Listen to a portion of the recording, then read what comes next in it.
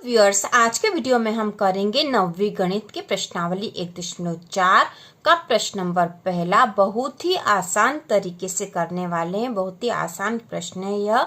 तो शुरू करते हैं।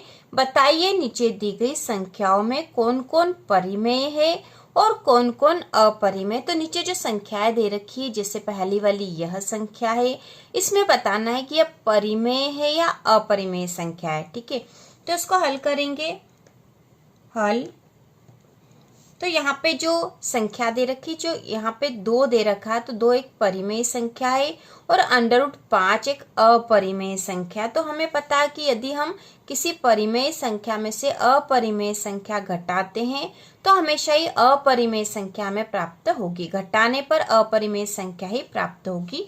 तो मैं लिख देंगे 2 ऋण √5 एक अपरिमेय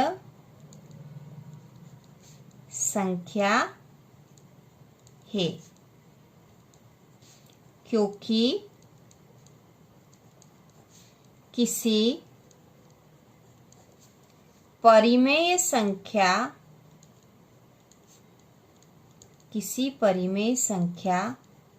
में से अपरिमेय संख्या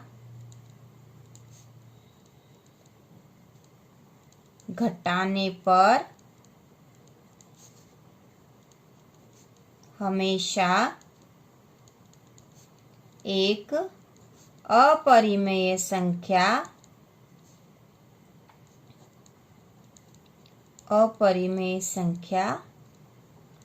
प्राप्त होती है। तो ये नियम है कि यदि हम किसी परिमेय संख्या में से अपरिमेय संख्या घटाएंगे तो हमें अपरिमेय संख्या ही प्राप्त होगी।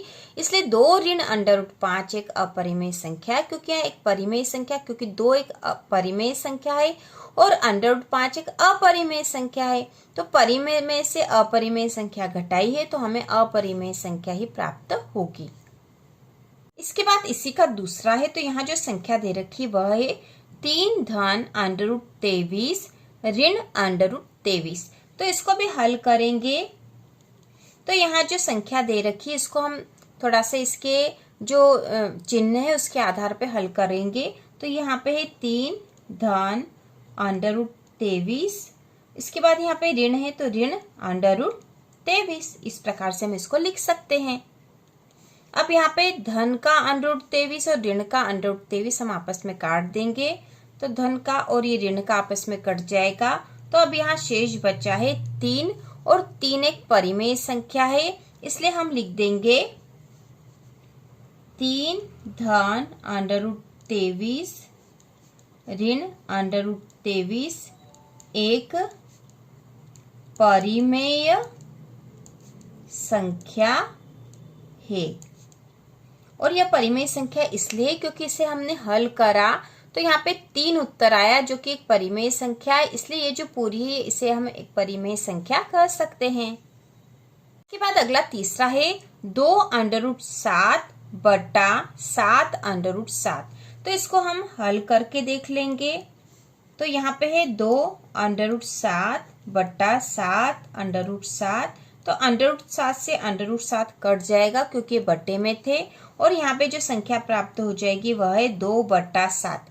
तो 2/7 दोनों ही परिमेय संख्या है, इसलिए हम यहाँ लिखेंगे अतः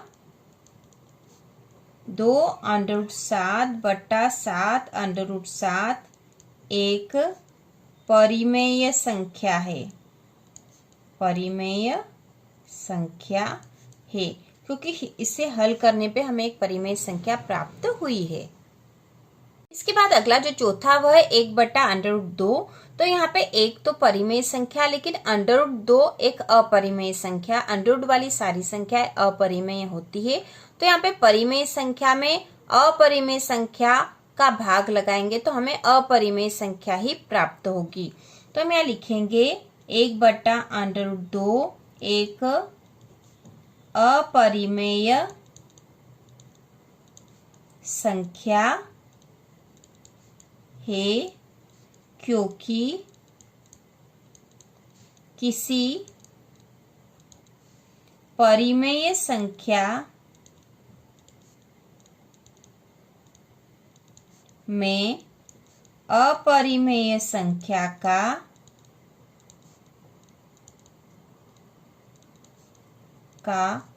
भाग लगाने पर अपरिमेय संख्या ही प्राप्त होती है।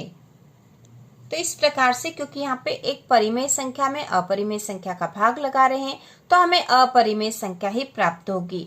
तो किसी परिमेय संख्या से अपरिमेय संख्या घटाएंगे तो भी अपरिमेय प्राप्त होंगी, भाग लगाएंगे तो भी अपरिमेय प्राप्त होगी, और जोड़ने पर भी अपरिमेय ही प्राप्त होगी, और गुणा करने पर भी अपरिमेय संख्या ही प्राप्त होगी। इसके बाद अगला 5वां है 2 पाई। इसको हमें बताना है कि ये परिमेय है या अपरिमेय संख्या है। तो यहाँ पे 2 तो परिमेय संख्या है, लेकिन जो पाई है यह एक अपरिमेय संख्या ही होती है। तो यहाँ पे परिमेय संख्या में अपरिमेय संख्या का गुणा हो रहा है, तो इससे हमें अपरिमेय संख्या ही प्राप्त होगी। तो हम यहाँ लिखेंगे 2 पाई एक अपरिमेय संख्या है, क्योंकि किसी परिमेय संख्या में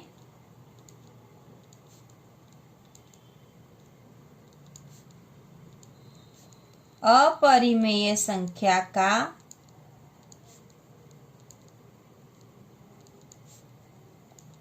गुणा करते हैं तो अपरिमेय संख्या ही